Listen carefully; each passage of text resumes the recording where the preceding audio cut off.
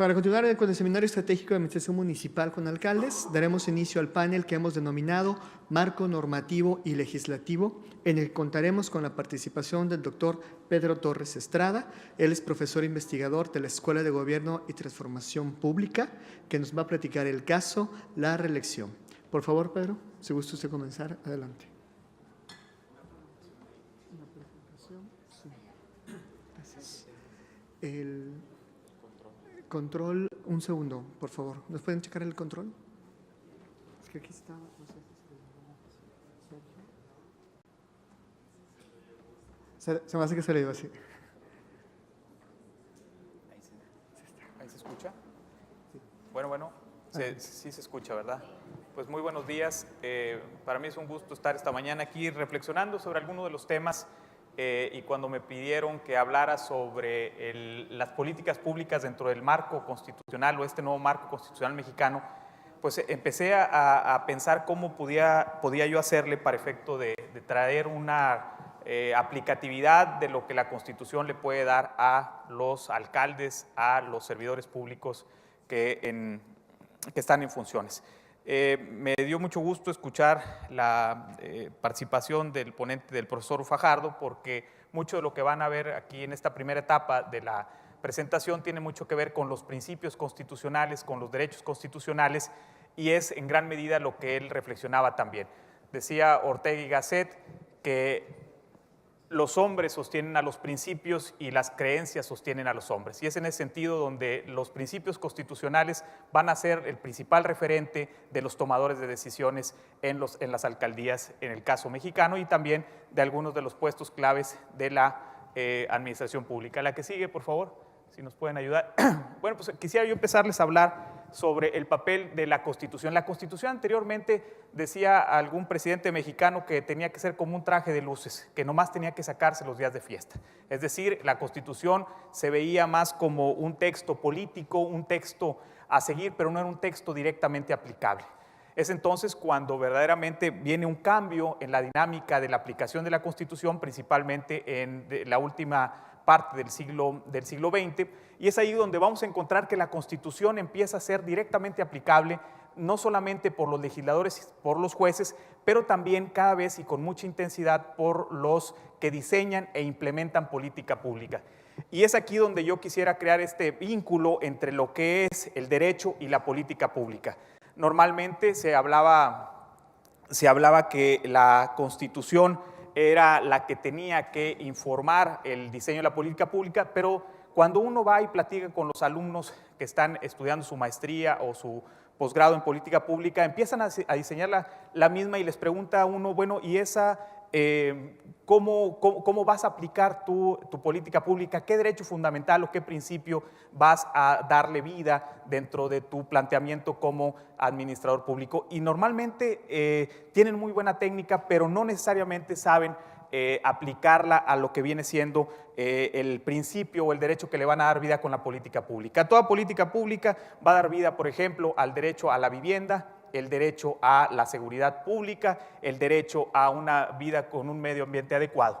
Entonces, el primer planteamiento que yo quería platicarles esta mañana es que el papel de la Constitución está influyendo de manera muy directa en la política pública, y esto lo vamos a ver materializado ¿en dónde? Principalmente en las sentencias que está sacando la Corte, los jueces de distrito y todos los demás jueces que también a la luz de los convenios internacionales están aplicando o desaplicando distintas políticas públicas porque no están aplicadas o no están delimitadas dentro de un buen aspecto constitucional. Entonces, el otro tema que también el ponente, el profesor Fajardo, hablaba era sobre la racionalidad de las decisiones. Y aquí es otro de los elementos que la Constitución y los principios democráticos básicos de un Estado constitucional nos va a dar, que es la democracia deliberativa. La democracia deliberativa tiene mucho que ver con el tema de racionalidad y motivar las políticas públicas que vaya uno a hacer. En pocas palabras, uno tiene que explicarle al ciudadano por qué va a realizar esa política pública, pero también tiene que preparar la argumentación de qué pasaría en un determinado momento si hay una impugnación por medio de un ciudadano hacia esa política pública, y es aquí donde yo les decía que cada vez más políticas públicas se suspenden o se anulan derivado de una mala aplicatividad de la Constitución. Yo quisiera también comentarles la utilización de la Constitución como informadora para la toma de decisiones, y es aquí donde ya quisiera ir entrando en materia. Platicamos cómo la Constitución tiene derechos, tiene principios, tiene reglas, que ahorita también lo vamos a ver, pero cómo la misma Constitución platica y habla sobre un principio básico que es el principio de proporcionalidad o el test de proporcionalidad. En ese sentido, el test de proporcionalidad se va a dar cuando hay un choque de derechos y principios, y aquí yo en esta parte quisiera comentarles, explicarles cómo existe el derecho, por ejemplo, a la libertad, el derecho a la igualdad, el derecho a la no discriminación. También vamos a encontrar dentro de la misma Constitución lo que van a venir siendo principios básicos de la misma, como puede ser el principio a tener un orden público, el principio que tiene que ver con la división de poderes, y también los principios como el principio liberal, el principio de la supremacía constitucional, y es aquí donde los tomadores de decisión en los municipios se van a enfrentar todos los días con un enfrentamiento entre dos principios cuando van a querer implementar una política pública. Imagínense ustedes cuando van a promover una política pública que tiene que ver con el cierre de espacios o el cierre de lugares donde hay esparcimiento en la noche, pues ahí va a haber una limitación del derecho al trabajo frente a un principio que también ustedes estarían dándole o queriéndole dar vida, que tiene que ver con el principio asegurar el orden público. Entonces, cuando uno como tomador de decisiones se encuentra ante estas dos situaciones, tiene que contextualizar para tomar la decisión de qué derecho o qué principio le va a dar vida, y ahí les platico el caso del derecho al trabajo y al orden público que se pueden enfrentar. La que sigue, por favor. En este sentido, la Corte ha hablado del principio de proporcionalidad, que es el que le ayuda a este implementador de política pública a tomar decisiones. Y es entonces donde ustedes se dan cuenta, si bien es cierto esta interpretación está muy focalizada a los órganos legislativos, sin embargo también puede ser un elemento de información a los implementadores de política pública, y si ustedes se dan cuenta, el primer elemento que se tiene que plantear es el perseguir un fin constitucionalmente legítimo. Es decir, la política pública que yo voy a implementar verdaderamente es una política que persigue un elemento básico de la Constitución, como puede ser el derecho a la salud, el derecho a la vivienda. El otro elemento que también hay que considerar y que la Corte fija de manera muy clara es el adecuado, idónea y apta y susceptible de alcanzar el fin perseguido. Entonces, primero que nada, un fin constitucionalmente legítimo.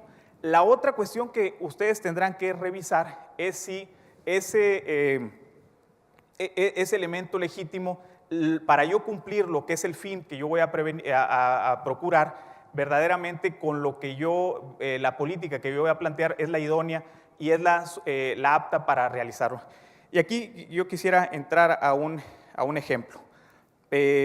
Ustedes habrán escuchado hablar de esta famosa ley de 3 de 3 que se discutió en las cámaras de diputados y de senadores, y si ustedes recordarán, el principio, el fin de la misma era conseguir y procurar que hubiera la disminución y control de la corrupción. Entonces, ese era el fin de esta ley.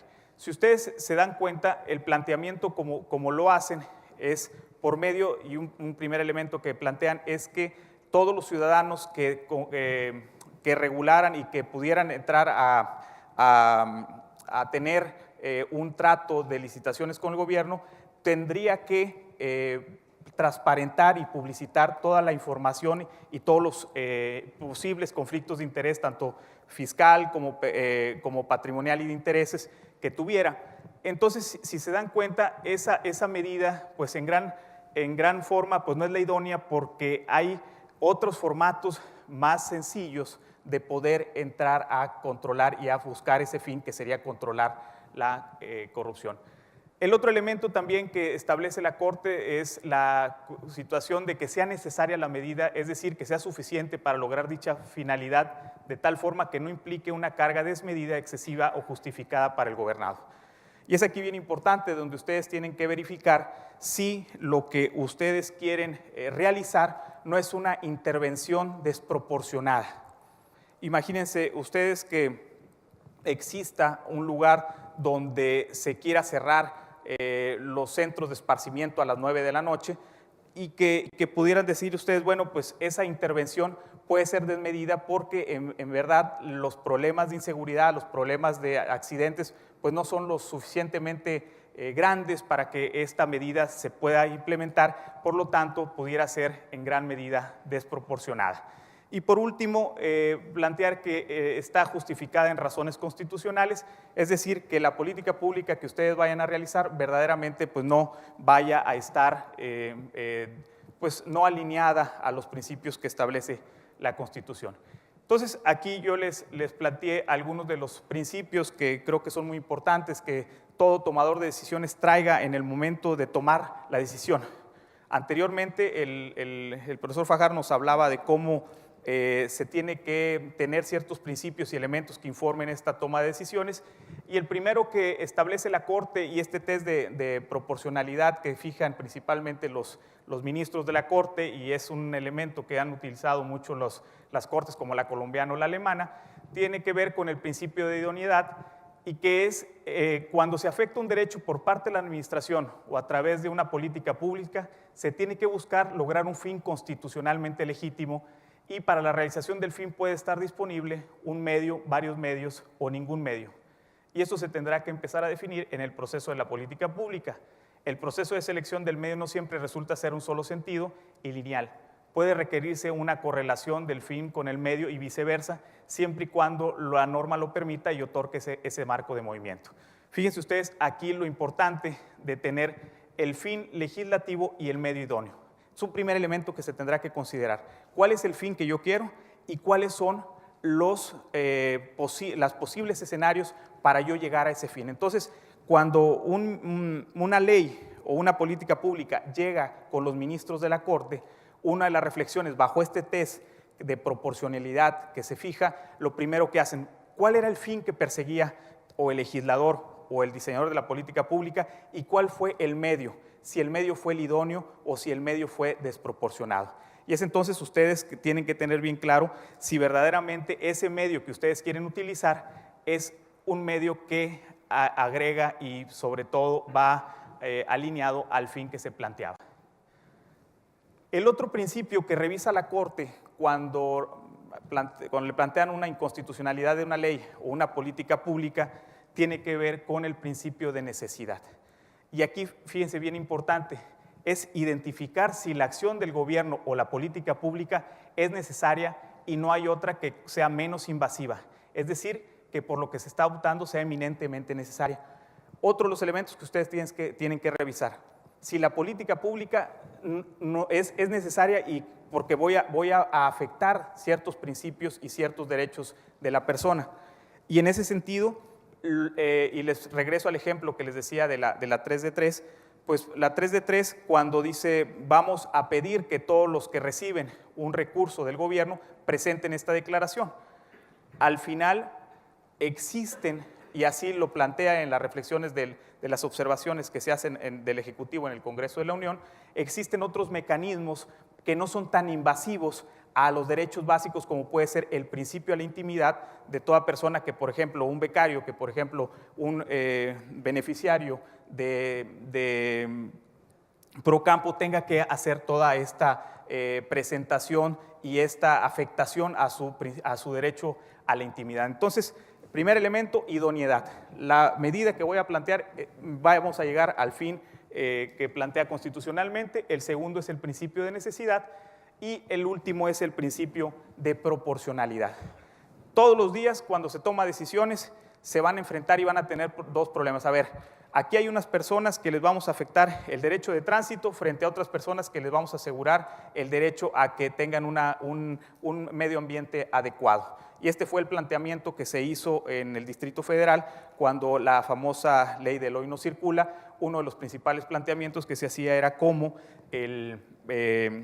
se limitaba el derecho de tránsito, sin embargo, por otro lado, había un derecho a un medio ambiente adecuado. Entonces, fíjense ustedes, aquí todos los tomadores de decisiones tendrán que valorar. Hay dos principios constitucionales, vamos a ver cuál pesa más a este caso concreto. Ejemplo, todos, y una observación, todos los principios que están en la Constitución y los derechos tienen la misma jerarquía constitucional, solamente que valen y tienen mayor peso dependiendo del caso concreto. Por eso es bien importante que ustedes vean el caso concreto, analicen los dos principios y vean cuáles de estos va a aplicarse a esa determinada situación. Fíjense, y aquí sí, informados y alimentados y sobre todo estructurando una argumentación racional que le permita a ustedes explicarle a la ciudadanía y posiblemente a un tribunal por qué optaron por esa decisión y no por esta otra.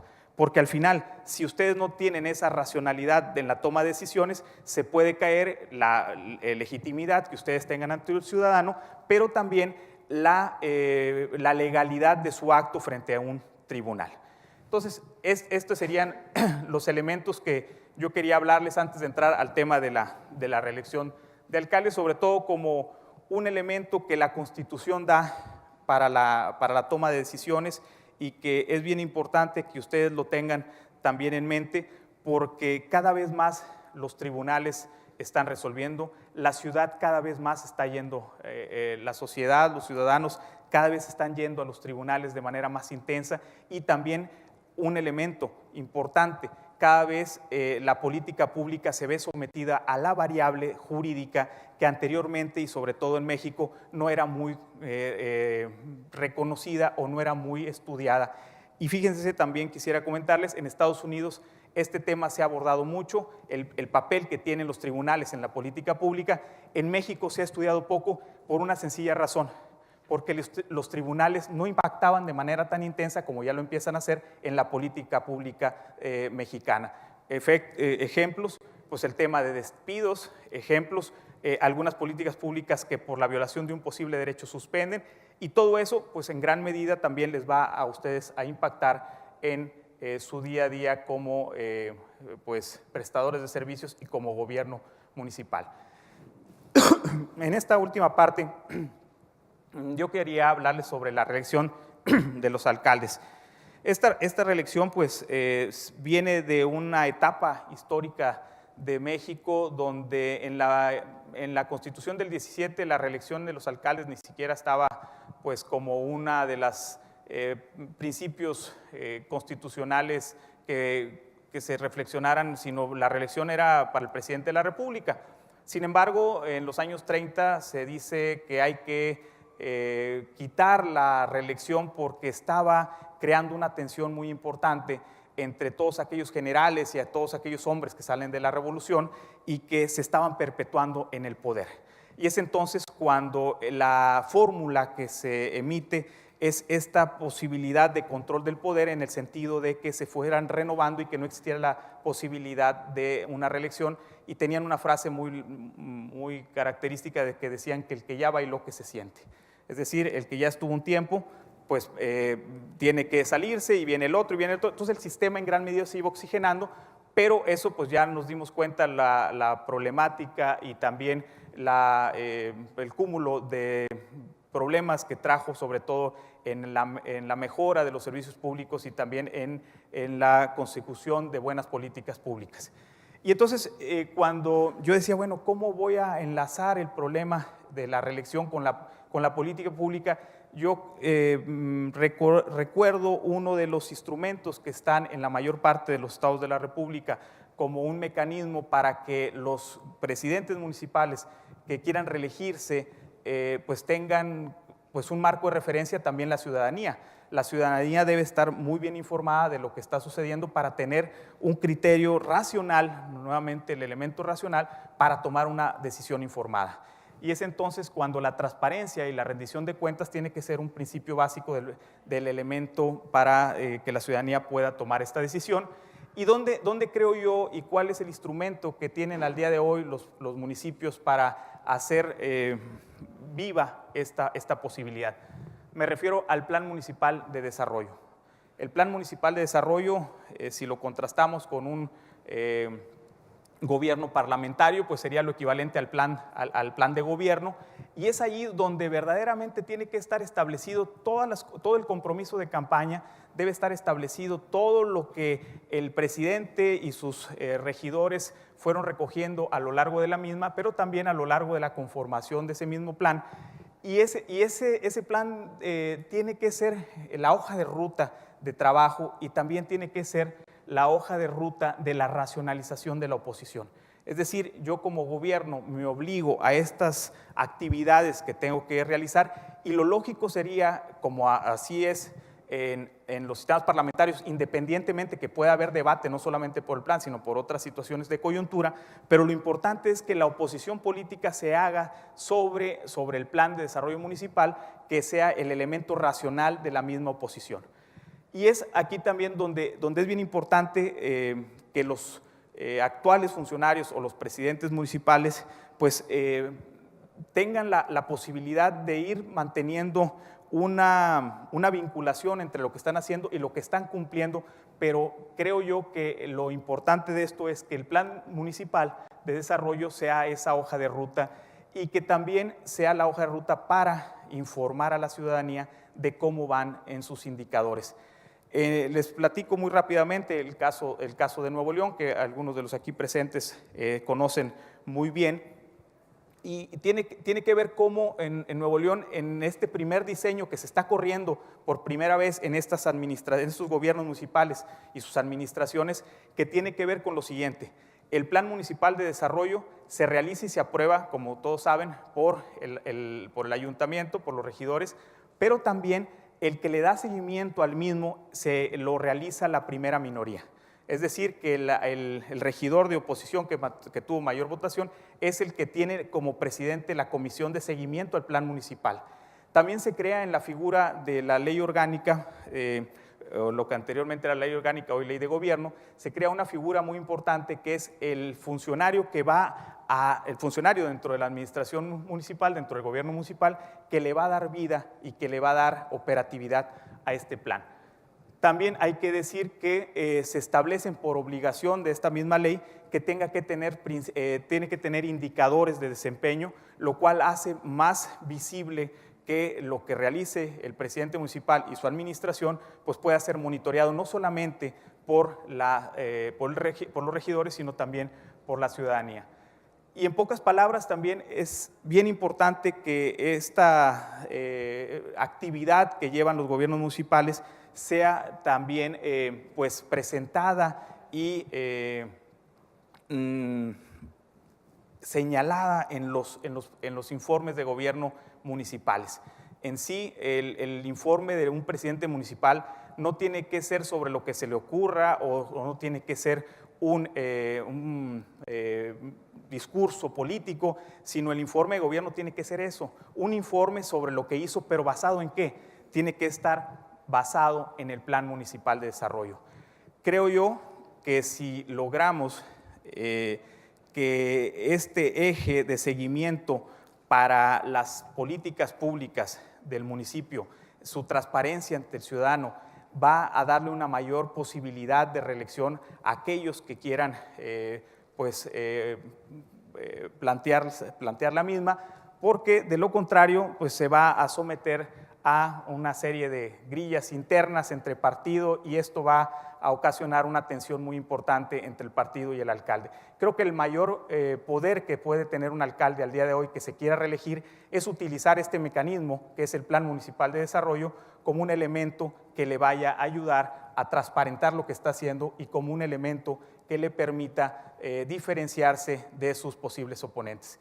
Yo aquí dejaría esta primera reflexión y decirles que para nosotros es muy importante, y más para un constitucionalista, no solamente que la Constitución sea un instrumento político, sino que sea un instrumento que se utilice en el diseño y la implementación de las políticas públicas y también como otros instrumentos que no están en la Constitución, pero que pueden dar vida y pueden apoyar a que una institución que vamos a llevar a cabo, como es la reelección municipal, pues sea más racional en la elección y pueda ayudar para que la misma pues transite de mejor manera. Muchas gracias y pues quedo a sus órdenes.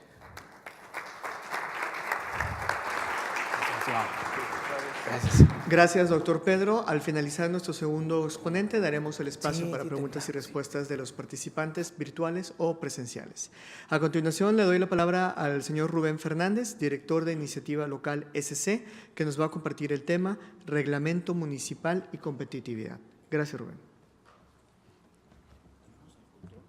Sí, lo tiene ahí en la esquinita, doctor. Buenos días a todos.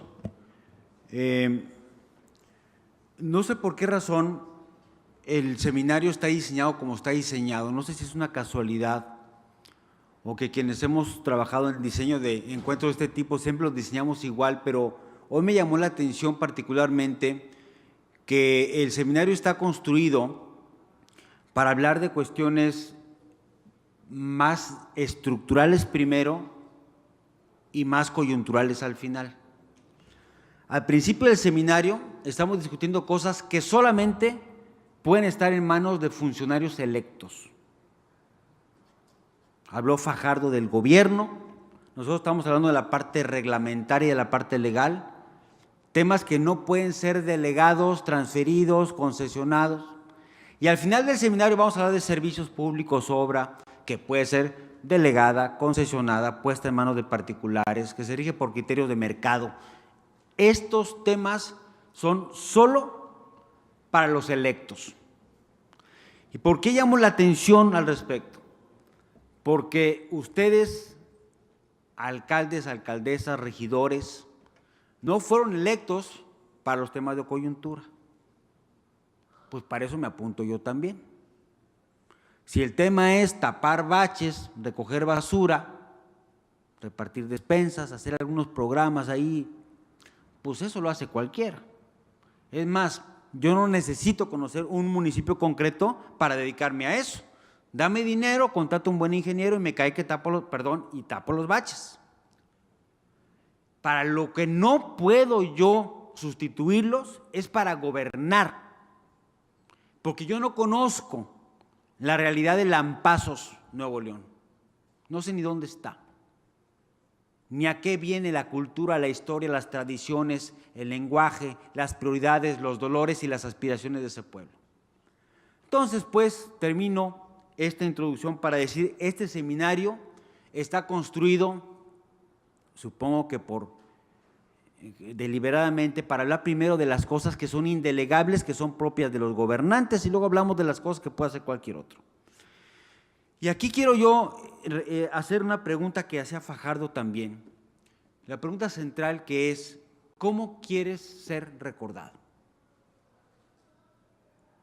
Ese alcalde tapó un bache, ese alcalde hizo una banqueta, ¿no?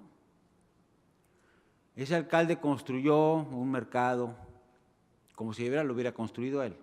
Ya quisiera yo ver al alcalde construyendo el mercado, pero bueno, no lo hacen. Y mi punto es que tenemos la oportunidad, tienen ustedes la oportunidad de ser recordados y de hacer cosas realmente trascendentes para su municipio. Y eso tiene que ver con actuar en torno a tres cuestiones que constituyen la función de gobernar, en donde no podemos hacernos locos, no podemos escondernos atrás de nadie y tenemos que agarrar el toro por los cuernos. Eso lo vamos a hacer en tres funciones municipales, quitándole la paja al asunto. Cuando promovamos, porque no lo hacemos nosotros, lo hace el Cabildo, la aprobación de reglamentos, ese es un acto de gobierno. El bando de policía, los reglamentos municipales son actos de gobierno, de decisión política. Cuando cobremos impuestos, que es como decir el modo para financiar el plan de gobierno que la gente votó, que necesita dinero para ser financiado, no se va a financiar con el ramo 33, es para hacer obra social. Para el proyecto de gobierno necesito recursos y ese es un acto de gobierno. Y tercero, soy gobierno cuando ejerzo una cosa que se llama fuerza pública para hacer valer lo anterior. Fuerza pública para hacer valer los reglamentos municipales y fuerza pública para hacer valer la responsabilidad fiscal, tributaria. Las personas, y les habla un ciudadano, un vecino, me gusta más ser vecino que ciudadano, ciudadano es cualquiera, pero vecino es nomás el que vive en el municipio. Los ciudadanos los vecinos, nos hacemos tres preguntas en nuestra vida. Tres. ¿Dónde quiero hacer negocios o poner un changarrito? Dos, ¿dónde quiero que crezcan mis hijos? Tres, ¿Dónde quiero participar en comunidad? Esas son 3 preguntas que nosotros ya adultos nos hacemos toda la vida. ¿Cómo respondemos a eso? Pues buscamos una ciudad para vivir que nos ofrezca condiciones que desde mi punto de vista, para ser comunidad, para ser sociedad, para ser país, esas condiciones tienen que ver con la densidad y la riqueza de las relaciones locales. Cada uno de esos puntitos que está en la pantalla somos uno de nosotros, es un negocio, es una empresa, es una idea, es un artista, es un joven, es un periodista, es un político, es un comerciante de nuestro pueblo, y en la medida en que esta red se relaciona entre sí, me ofrece a mí un ambiente propicio, cooperativo, solidario, en donde sufrimos y soñamos lo mismo, para que crezcan mis hijos, para hacer negocios y para participar en comunidad. Esto es lo que le llaman tejido social. Y el tejido social solamente existe de carne y hueso en los municipios, no existe en Nuevo León, existe en cada municipio, en cada barrio, en cada comunidad. ¿Y qué tiene que ver esto con el gobierno municipal? Pues dicen los que saben que para que el tejido social funcione se necesitan una serie de recursos, una serie de acciones. No se genera tejido social por inercia ni por milagro, sino que requiere, uno, que se estimule el funcionamiento de los liderazgos locales. Los líderes locales son muchos más que los que estamos aquí votados. Necesitamos estimular a los líderes locales para que se vuelquen en favor de las cosas de este municipio, que no del gobierno, de este municipio. Necesitamos que se coordinen las cosas que pasan aquí, los programas. No puede el gobierno federal, de que puede. No debe el gobierno federal, no debe el gobierno del estado, no debe el gobierno municipal a diestra y a siniestra echar a andar programas de todo tipo y darle 3 desayunos escolares a los niños al mismo tiempo. No puede ser así.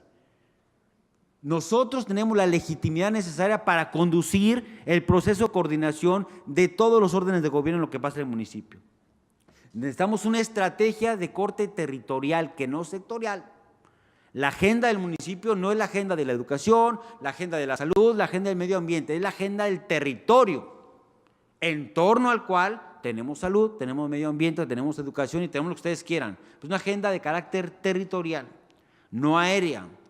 Tenemos que estimular la cooperación público-privada. No alcanza, ni es para eso, el recurso público municipal para resolver los problemas de la comunidad. No es para eso, es para generar condiciones, infraestructura necesaria pero necesitamos cooperar entre todos para sacar adelante lo que pasa en nuestro municipio. Tenemos que fomentar las empresas locales por encima de las empresas que vienen de fuera. Tenemos que, no sirve el láser de esta cosa, pero ahí dice gobierno inteligente. Contar con un gobierno, lo voy a decir en resumen, que en lugar de estorbar, estimule. Porque el gobierno parece que está hecho para estorbar la actividad de los particulares. Todos hemos pasado por ahí. Hay que abrir un negocio. Puta, los permisos municipales, el uso del suelo. Y es muy chistoso porque cuando andamos en campaña, saludamos a la gente hasta por su nombre, ¿no? Doña Juanita, se canto que no lo veía. ¿Cómo están sus hijos? La señora ni hijos tiene, ¿no? Pero en campaña saludamos a la gente, bueno. Y en cuanto tomamos posición y la señora quiere abrir un changarrito en su casa, fórmese, pida permiso, tráigame copia del acta de nacimiento. A ver, espérame tantito. No puede ser que tengamos un régimen de confianza para pedir el voto y un régimen de desconfianza para que los particulares puedan hacer sus actividades. Al final de cuentas, todo esto tiene que descansar en mecanismos de institucionalidad. Que todo lo que acabamos de decir o lo que ustedes digan no sea un capricho del alcalde en turno. ¿Cómo le hacemos, y ese es mi tema, para que las cosas buenas que se hacen en el gobierno municipal trasciendan? Y entonces el gobierno municipal y el alcalde trasciendan no por tapar baches. Hay un municipio en Nuevo León que se llama General Escobedo. Tiene un reglamento de tortillerías de 1992. Hace 24 años, un cabildo con un alcalde, impulsaron una lógica en materia de tortillerías, no estoy diciendo si es buena o es mala, impulsaron una lógica en materia de tortillerías que no se quedó en el capricho de esa administración, sino que se aprobó en un reglamento vigente 26 años después. Eso es trascender. Eso es trascender. Poner en la reglamentación municipal tu visión del municipio a largo plazo, de modo tal que 26 años después las cosas se siguen haciendo como tú las planteaste. Eso es trascender. No tapar baches, no bardear escuelas. Este tema de la trascendencia del gobierno inteligente tiene que ver, yo diría, quitando la paja con 4 cosas. ¿Dónde se mete el gobierno con los particulares? Como gobierno, así, ¿dónde es la piedrita en el zapato de los particulares? 1, cuando establece condiciones y procedimientos para que los particulares hagan sus cosas. Entonces, ¿quieres hacer una fiesta de tu 15 años de tu hija? Permiso municipal, con estas condiciones, con este trámite, con estos procedimientos. ¿Quieres hacer una construcción? ¿Quieres abrir un negocio? ¿Quieres sacar a pasear a tu perro al parque? ¿Quieres circular por las vías públicas? Todas las actividades que hacemos en la vida cotidiana, el gobierno se atraviesa, nos establece condiciones y procedimientos que tenemos que cumplir para poder ejercer aquellos derechos. Hay algunas locuras en ese tema, en fin, pero en general es un modo como el gobierno se nos atraviesa a las personas. Otro es cuando interviene el gobierno en las actividades de los particulares. Lo que dije antes era previo a, cuando estamos ya ejerciendo nuestras actividades, el gobierno se atraviesa e interviene con inspecciones, con supervisiones de cualquier tipo. Luego, cuando nos exige de alguna forma y consigue el gobierno ampliar su campo de acción e influencia. Se restringen las libertades de los gobernados y se amplía el poder del gobierno en cada reglamento que se va aprobando, como el de las tortillerías. Depende del diseño que hagamos de la reglamentación municipal, estaremos obstaculizando más el ejercicio de las libertades o favoreciendo más el ejercicio de las libertades. Ese es el reto que tenemos enfrente. Finalmente, la regulación, la intervención gubernamental se atraviesa en la vida de las personas a punta de requisitos, ¿no? Que es de lo más divertido que hay en este país. ¿Sabían ustedes que la constancia de residencia es invento mexicano? Yo le he buscado desesperadamente decir, a ver, ¿por qué me piden mi IFE y nomás no encuentro en qué país del mundo se pide una constancia de residencia? Señal del régimen de desconfianza en el que vivimos, ya votado, antes no, pero ya que votaste por mí, ahora sí no confío en ti, o sea, me tienes que demostrar tu constancia, que resides aquí. Tiene que estar a mi nombre, no importa, puta madre. No importa que no esté a tu nombre la constancia de residencia, ¿no? Y está divertido, entonces nos damos a tole con el dedo unos a otros y nos vemos la cara unos a otros. Tráeme la constancia de residencia de tu mamá, la de tu papá, no importa, y así te doy la credencial del lector. Está bien. Este tema de la regulación es un monstruito de 1000 cabezas. Hay N1000, no es cierto, pero hay decenas de materias en las cuales el gobierno municipal interviene en la vida de los particulares. No se alcanza a ver y es a propósito, pues.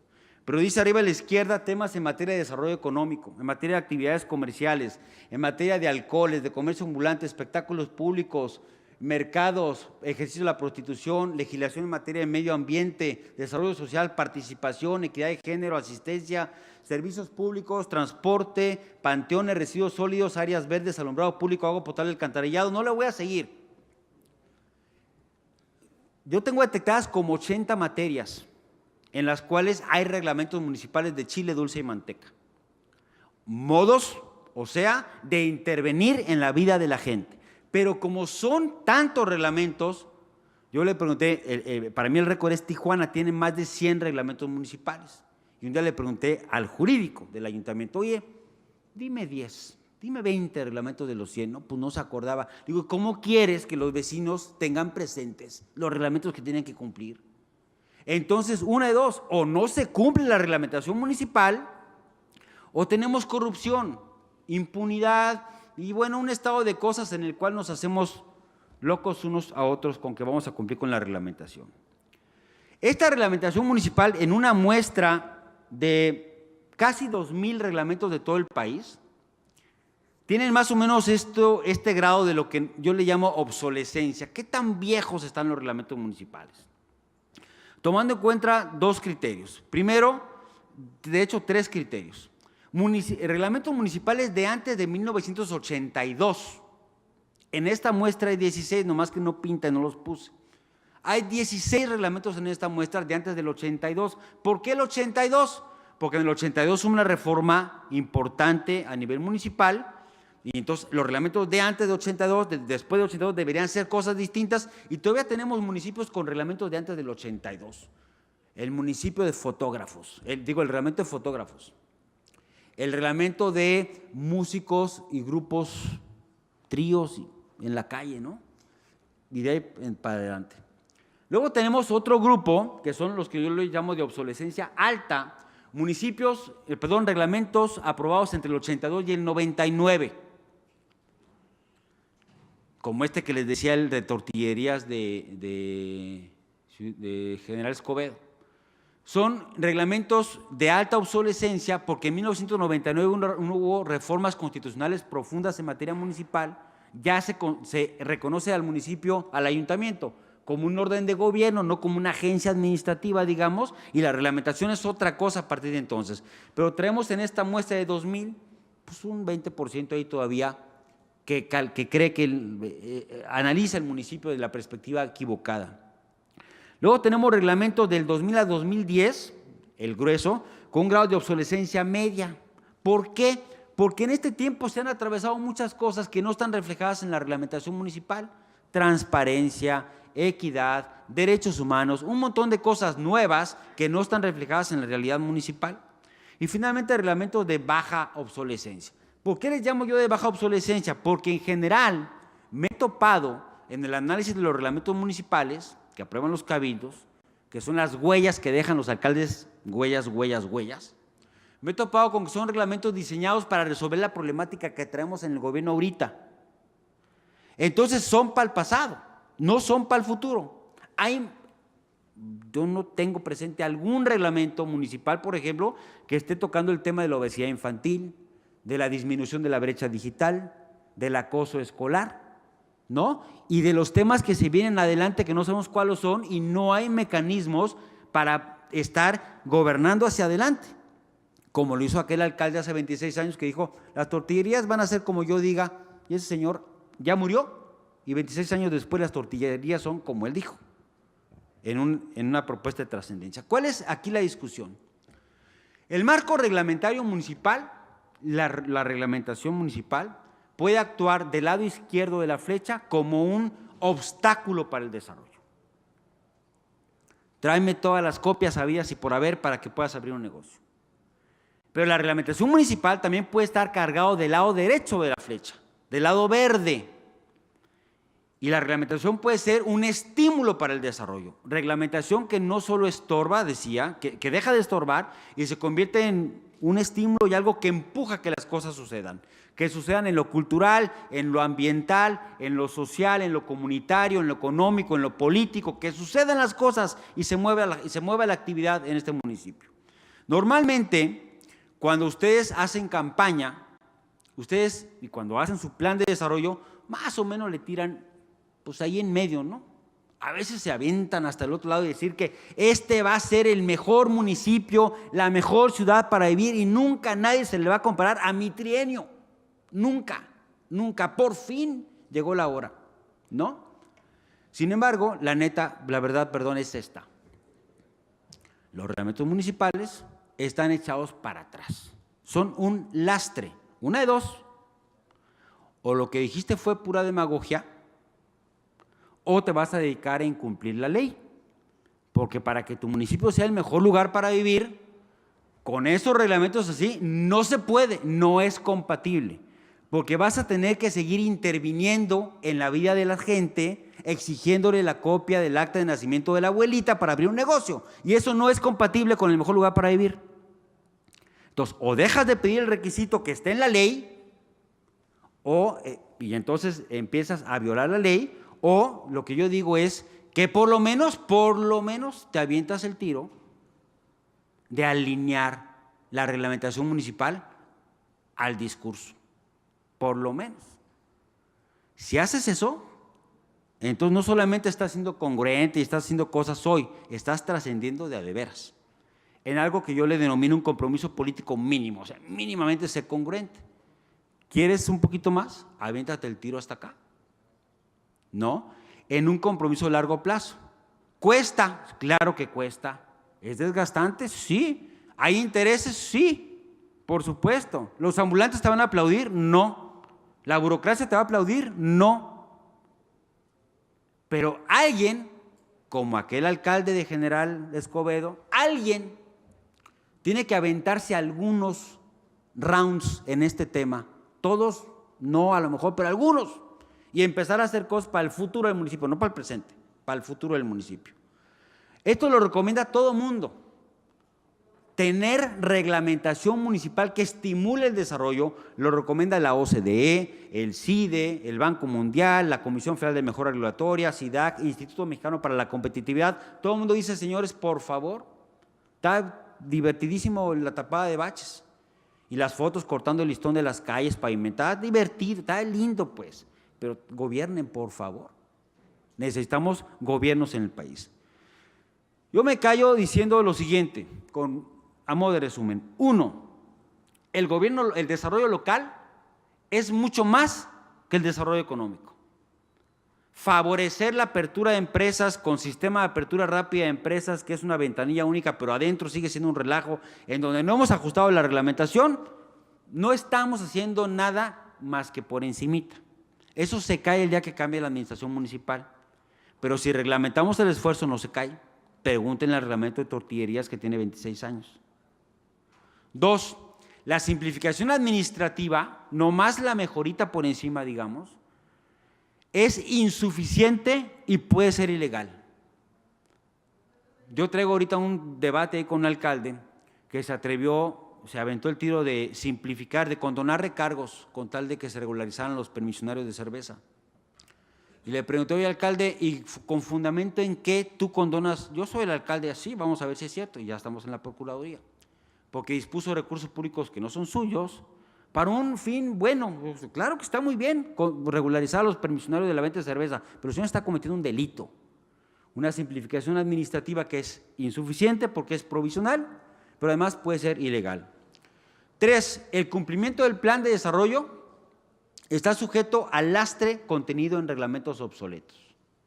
El discurso y el plan de gobierno está sujeto al lastre que significa el reglamento de tortillerías de hace 26 años que estoy obligado a cumplir. Es que va en contra de mi plan de gobierno, pues métele mano. 4, las reformas reglamentarias que hagamos, poner de modo la reglamentación municipal a nuestro discurso, eso da certidumbre y estabilidad al desarrollo local a mediano y largo plazo. Yo me voy a fijar, para responder a mis 3 preguntas iniciales, cómo están las reglas del juego en el municipio. Pero si yo veo que en el municipio la reglamentación del desarrollo urbano, del uso del suelo, deja en manos de cualquiera el cambio del uso del suelo, yo no me voy a vivir ese municipio. Yo voy a comprar una casita en donde tenga certidumbre de qué va a pasar con mis vecinos a largo plazo. Y eso tiene que ver con la calidad de los reglamentos.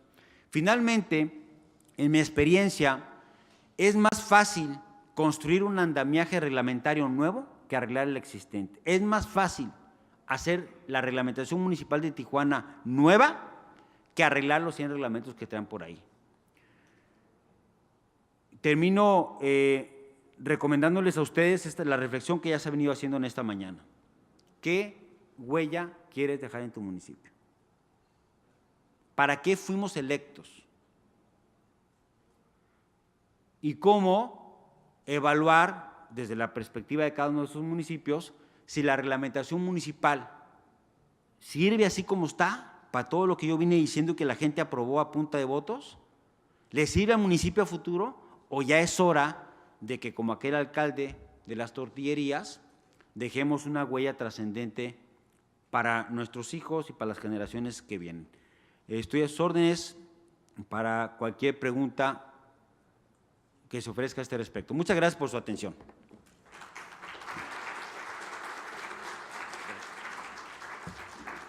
Muchas gracias, Rubén Fernández, por su participación. Ya tenemos unas preguntas que nos están haciendo en línea. Voy a darme la libertad de la primera. Nada más, por favor, si nos pueden poner el micrófono. Les vamos a poner un micrófono aquí en la mesa para que puedan nuestros expositores indicar sus respuestas. Tenemos aproximadamente 10 minutos para estarnos poniendo al tanto con la agenda. La primera pregunta para el doctor Pedro Torres, Andrés Ramos, del municipio de Xicotepec. Dentro del marco de políticas públicas y al garantizar un pueblo seguro, ¿el nuevo sistema penal acusatorio está apoyando más al posible delincuente que al afectado? ¿Cuál sería su visión de este tema?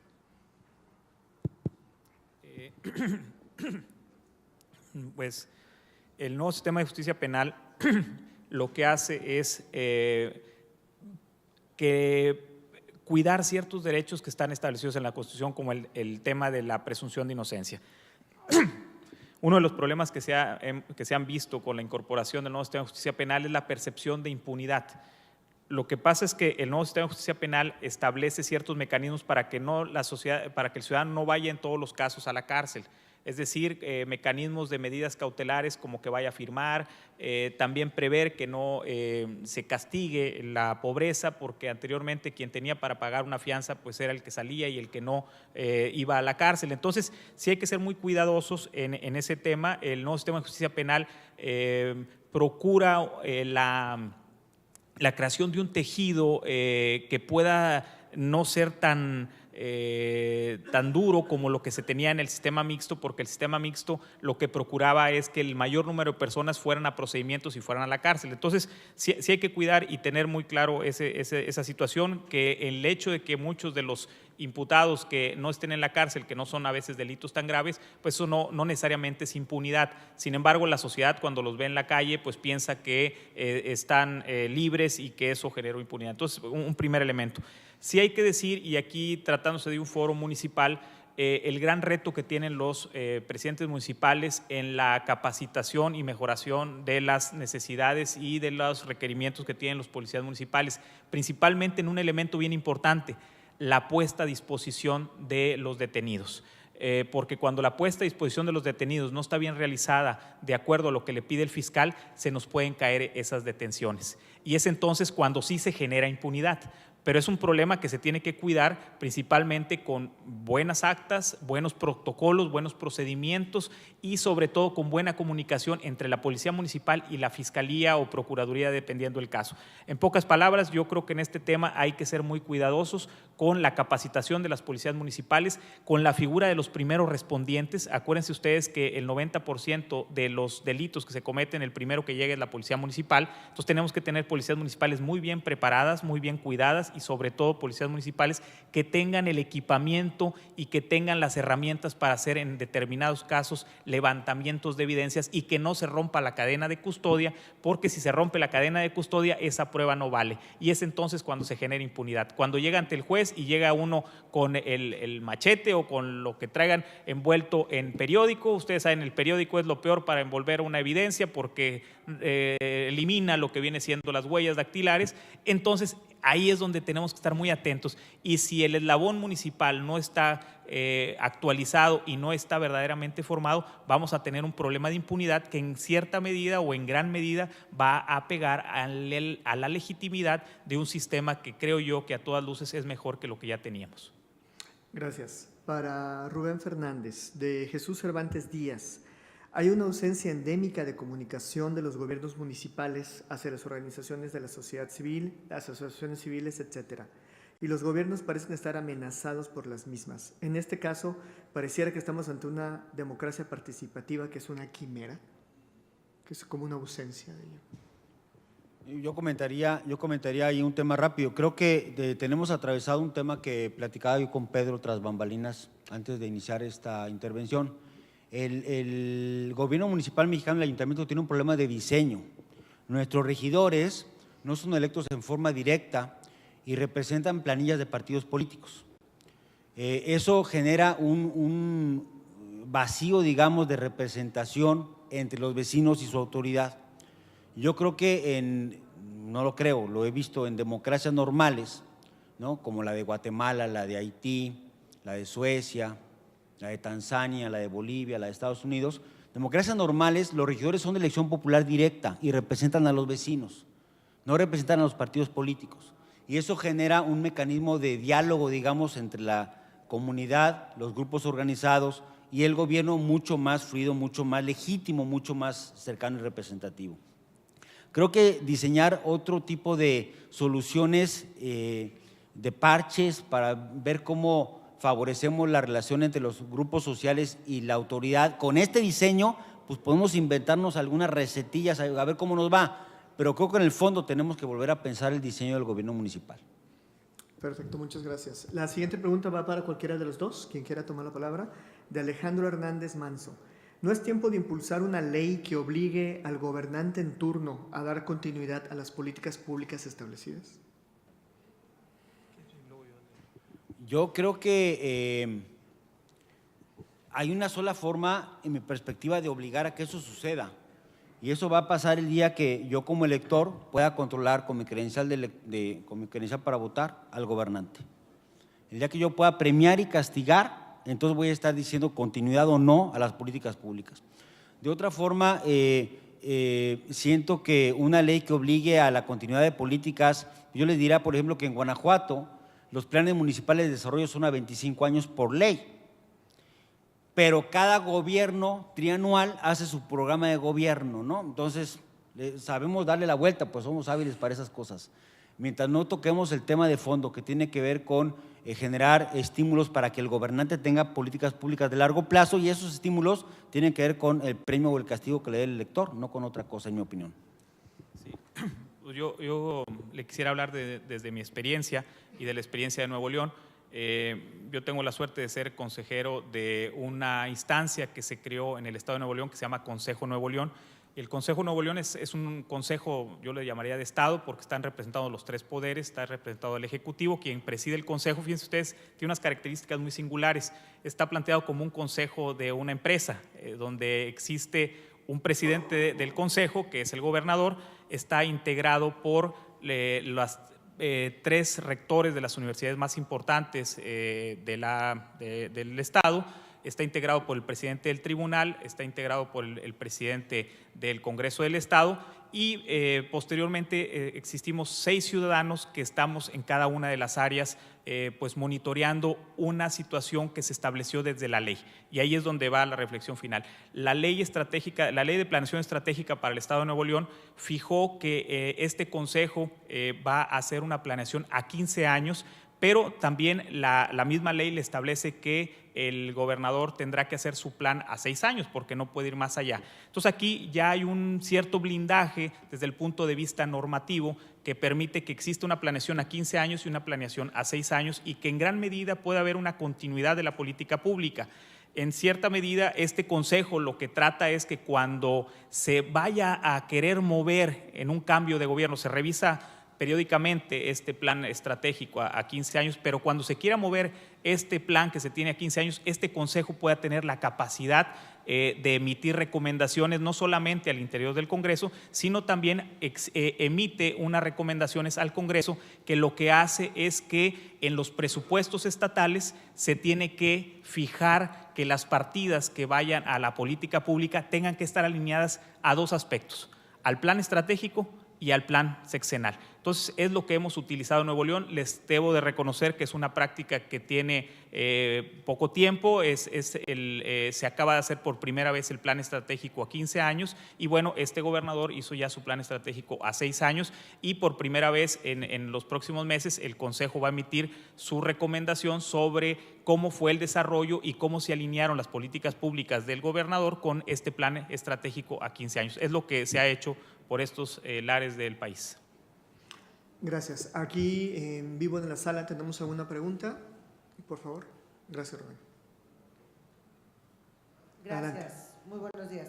Yo tengo una pregunta para cada uno de ellos. Para el señor Torres, mi pregunta es, las políticas públicas que no dan resultado, ¿tienen alguna fecha de caducidad para poder ser revocadas. Por ejemplo, en el tema de lo que usted mencionó, el programa de Hoy No Circula, pues tenía una función, originalmente estaba planeado de manera temporal, ya tiene muchísimos años, hay muchas evidencias de que el objetivo original no se ha cumplido y sin embargo pues sigue en funciones. Y en el caso del señor Fernández, pues si vamos a hablar de la ilegalidad y la reglamentación, es muy cierto lo que usted dijo, el ciudadano común y corriente no conoce los reglamentos. Sería ilegal si yo detengo a una persona incumpliendo algún reglamento de parques o de lo que sea y lo llevo y le digo, ¿sabes qué? Es que tú incumpliste esta ley de esta regla, de este reglamento, o darle la oportunidad de decirle, ya sabes que estás incumpliendo la ley si haces esto. ¿Esto sería ilegal? ¿Darle esa oportunidad? Sí, efectivamente, la política pública puede modificarse, extinguirse o crearse en cualquier momento. Si bien es cierto, la política pública, como ya lo decía hace unos momentos, tiene que estar cimentada primero en una ley, que ese es uno de los errores que normalmente cometen muchos de los que inician en el diseño de la política pública, que no voltean a ver si primero tienen competencia para ello. En alguna ocasión decía alguien, no, que es que yo quiero hacer una política pública focalizada en temas muy específicos de la ley general, de la Ley Federal del Trabajo. Oye, pues eso no es tu competencia, pero tú para esa área no tienes la capacidad normativa de hacerlo. Entonces, un primer elemento, que tenga competencia en la ley y en los reglamentos. Pero posteriormente se traduce en lo que son los planes y eso lo está muy bien fijado en la ley de planeación, por ejemplo, se establece el plan de gobierno y los programas de gobierno. Estos se van modificando a lo largo y se pueden ir revisando a lo largo del sexenio y en ese sentido un programa que no funcione, el órgano principalmente en el caso del municipio y hablando del Plan Municipal de Desarrollo, se puede revisar en cualquier momento. Entonces tenemos una política pública que era parte del Plan Municipal de Desarrollo, simple y sencillamente se revisa, el presidente propone que esa política pública que él fijó o que él planteó o alguno de los regidores se vota y prácticamente puede ser modificada y lo que sí se debe de procurar es que la política pública debe tener un proceso de maduración y también de cuidado, que no se esté moviendo y que no se esté cambiando con una constancia que haga que la misma no tenga una posible penetración y una posible utilidad en la realidad. Entonces, en pocas palabras, la política pública en cualquier momento se puede crear, modificar o extinguir, pero sí se tienen hay algunas de ellas que vienen por ley y son obligatorias, habría que revisar caso por caso cuál sería la situación de estas. A ver si no me corren por lo que le voy a contestar. Primero me voy a cuidar y voy a decir lo siguiente. La autoridad solo puede hacer aquello para lo cual está facultada. Pedro lo acaba de decir. Poder detener, no, ¿qué dice la reglamentación? Ahí dice si usted puede detener o no detener a alguien. La autoridad solo puede hacer aquello para lo cual está facultada. La autoridad, me quito la cachucha autoridad y soy el líder municipal. Y entonces no detengo. Pero sí le puedo decir, oye, por favor, y le doy un coscorroncillo ahí de buena onda, pues. O echo a andar un ejército de niños a las calles, previamente capacitados, con pegatinas, calcomanías para poner en los vidrios de los autos mal estacionados. Violaste el reglamento, ¿no? Y hay una serie de cuestiones que sin actuar como autoridad, sin restringir los derechos de los particulares, podemos hacer como política social comunitaria, ¿no? Para efectos de buscar generar el cambio cultural que necesitamos para que la gente deje de tirar basura en la calle. ¿Sí? Bueno, muchas gracias por sus respuestas y este diálogo, doctor Pedro Torres y señor Rubén Fernández. Lamentablemente estamos cortos de tiempo. Hay otras preguntas, pero se las vamos a hacer llegar para que por favor se puedan contestar. Estos son algunos de los temas que seguramente podemos aprender más a través del Seminario de Administración Municipal realizado por ICMA y la Escuela de Gobierno del Tecnológico de Monterrey, el cual tiene como objetivo proporcionar conocimientos, herramientas y experiencias prácticas que permitan atender los retos de la administración municipal. Y este tema se aborda sobre todo en los primeros módulos de este seminario en línea.